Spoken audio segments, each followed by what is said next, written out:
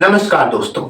हाल ही में planet labs की satellite images ने अब यह साफ कर दिया है कि चाइना अब सिर्फ गलवान घाटी तक ही सीमित नहीं रहेगा। अब चाइना भारत के अरुणाचल प्रदेश को हथियाना चाहता है।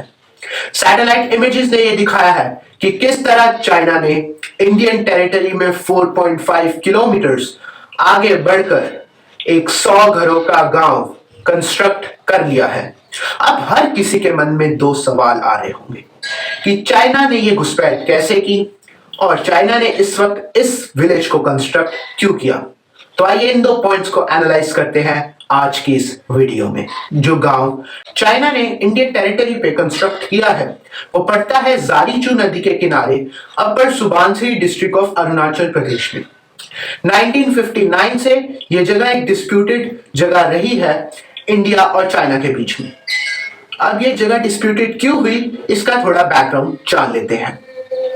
1959 में यानी कि प्रधानमंत्री जवाहरलाल नेहरू के कार्यकाल के दौरान हम सब जानते हैं उन्होंने एक नारा दिया था, हिंदी चीनी भाई भाई। और उनका यह मानना था कि इंडिया और चाइना को आर्मी मेंटेन करने की कोई जरूरत नहीं है क्योंकि ना तो कभी इंडिया चाइना पर अटैक करेगा और ना ही चाइना कभी इंडिया पर अटैक करेगा। तो उस वक्त आर्मी पे इतना खर्चा नहीं किया जाता था और जो नॉर्थ ईस्ट फ्रंटियर था जिसे तब निफा कहा जाता था, जिसमें आज 7 सिस्टर्स आती हैं, जिसमें जैसे कुछ है अरुणाचल प्रदेश, मणिपुर, मिजोरम, नागालैंड, त्रिपुरा, असम, तो वहां बहुत ही कम आर्मी डिप्लॉय की गई थी। सिर्फ फ्लैग होस्ट करने के लिए ही आर्मी थी। लॉन्गजो जो कि अरुणाचल प्रदेश में एक जगह है, वहां पर तब असम राइफल्स की 9th बटालियन के कुछ सिपाही मौजूद थे। 25 अगस्त 1959 का वो दिन, उस दिन चाइना ने इंडिया को धोखा दिया और चाइना की पीपल्स लिबरेशन आर्मी ने लॉन्गजो में अटैक किया और इस अटैक में हमारे 2 जवान शहीद हो गए और बाकी जवानों को सरकार ने ऑर्डर दिया कि वो वहां से पीछे हट जाए और तब से ये एरिया चाइना के कब्जे में है और इस इंसिडेंट को नाम दिया गया लॉन्गजो इंसिडेंट। और ये वही जगह है जहां ये विलेज कंस्ट्रक्ट हुआ है। 2020 से पहले तक क्या सिर्फ एक चाइनीज चेक पोस्ट हुआ करती थी, पर 2020 के आखिरी कुछ महीनों में चाइना ने यहां पर करीब 1000 लोगों के रहने का पूरा बंदोबस्त कर दिया है। अब चाइना ने इस विलेज को इस वक्त कंस्ट्रक्ट क्यों किया है, इसका जवाब है 2015 में हुई तिब्बतियन कॉन्फ्रेंस। इस तिब्बतियन कॉन्फ्रेंस में चाइनीज गवर्नमेंट ने डिसाइड किया था कि वो तिब्बत के 600 विलेजेस को डेवलप करेंगे, जिसमें से 100 विलेजेस इंडो चाइना बॉर्डर पर पड़ते होंगे। और ये जो विलेज कंस्ट्रक्ट हुआ है ये उसी का नतीजा है क्योंकि चाइना इसे अपनी टेरिटरी मानता है। अब चाइना चाहता है कि इन विलेजेस में लोगों की परमानेंट सेटलमेंट हो।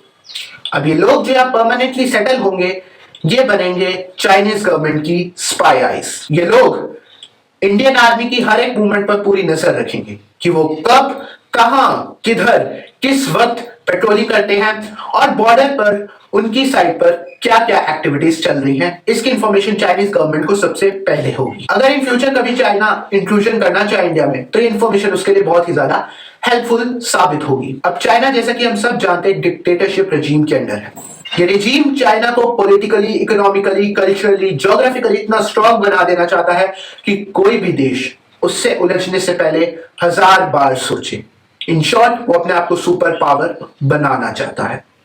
अपने आप को ज्योग्राफिकली स्ट्रांग करने के लिए उसने करीब 18 नेशंस की लैंड को इलीगली ऑक्यूपाई कर रखा है। इसमें से कुछ देश हैं north Korea, south Korea, Mongolia, Kazakhstan, Uzbekistan, India, Nepal, Bhutan, Laos, Vietnam, Cambodia, Singapore, Philippines और तो और जापान और रशिया जैसे देश भी इस लिस्ट में शामिल हैं।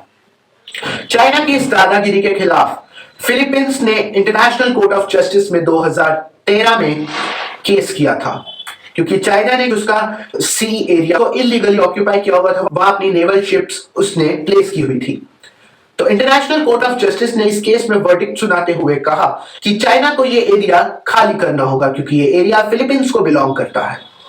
पर चाइना ने इस वर्डिक्ट को ठुकरा दिया, इसको मानने से मना कर दिया और आज तक वो एरिया चाइना के अंडर है। वहां आज भी चाइनीज आर्मी मौजूद है। अरुणाचल प्रदेश के लोकल सिटीजन्स ने वहां काफी प्रोटेस्ट किया है। वहां के यूथ और यूथ ऑर्गेनाइजेशंस ने शी जिनपिंग के पुतले जलाए हैं, चाइना गो बैक के नारे लगाए हैं, भारत माता की जय कहा है, वी ऑल आर इंडियंस उन्होंने कहा है।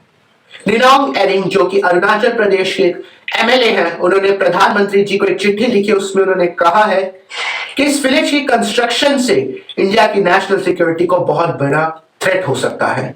और तो आज चाइना यहां पर बहुत ही तेजी से 4 लेन रोड्स कंस्ट्रक्ट कर रहा है, जिससे दिन प्रतिदिन चाइनीज आर्मी की मूवमेंट इस रीजन में बहुत बढ़ रही है। इसके जवाब में ministry of external affairs of India ने कहा है कि चाइनीज आर्मी की हर एक मूवमेंट पर और कंस्ट्रक्शन एक्टिविटी पर उनकी पूरी नजर है, और इस कंस्ट्रक्शन को देखते हुए इसी रीजन में इंडियन बॉर्डर रोड डेवलपमेंट की जो पेस है उसको बढ़ा दिया गया है। इसका काउंटर करते हुए ministry of external affairs of Beijing ने कहा है कि इंडिया और चाइना की लैंड डिमार्केशन 12 स्पॉट्स पर क्लियरली नहीं हुई, और उसमें से ये एक स्पॉट है, और वो मानते हैं कि साउथ तिब्बत का एक पार्ट है और ये जगह चाइना को बिलोंग करती है और चाइना को यहां पर कंस्ट्रक्शन करने का पूरा अधिकार है। इंडिया इस मामले में कोई प्रोटेस्ट नहीं कर सकता क्योंकि चाइना का इंटरनल अफेयर है। अब देश के हर सेंसिटिव इशू की तरह इस सेंसिटिव इशू पर भी हमारे नेताओं ने पॉलिटिक्स खेलने में कोई कसर नहीं छोड़ी। कांग्रेस प्रवक्ता राहुल गांधी ने ट्वीट करके कहा है कि मोदी जी ने अपने इलेक्शन कैंपेन के दौरान कहा था, मैं देश नहीं झुकने दूंगा। तो ये क्या है? इसका कटाक्ष करते हुए स्पोर्ट्स मिनिस्टर किरण रिजिजू ने कहा है कि लैंड चाइना ने तब से ऑक्यूपाई कर रखी है जब से कांग्रेस का कार्यकाल था, यानी कि 1959 से। पर आज हम यह बात लैंड ऑक्यूपेशन की नहीं कर रहे। आज हम यह बात कर रहे हैं चाइना के इस विलेज की कंस्ट्रक्शन की, इससे होने वाले चाइना को स्ट्रेटेजिक एडवांटेजेस की और इंडिया को होने वाले डिसएडवांटेजेस की। अब देखते हैं भारत सरकार इस पर क्या निर्णय लेती है। क्या वो चाइनीज गवर्नमेंट से नेगोशिएशंस करेगी या वो कोई और रवैया अपनाएगी? तो अगर आपको ये वीडियो अच्छी लगी तो इस वीडियो को ज्यादा से ज्यादा शेयर कीजिए, नीचे दिए गए सब्सक्राइब बटन पर क्लिक कीजिए, बेल आइकन को दबाइए ऐसी और इंफॉर्मेटिव वीडियोस सबसे पहले देखने के लिए। वीडियो को अंत तक देखने के लिए आप सभी का बहुत बहुत धन्यवाद।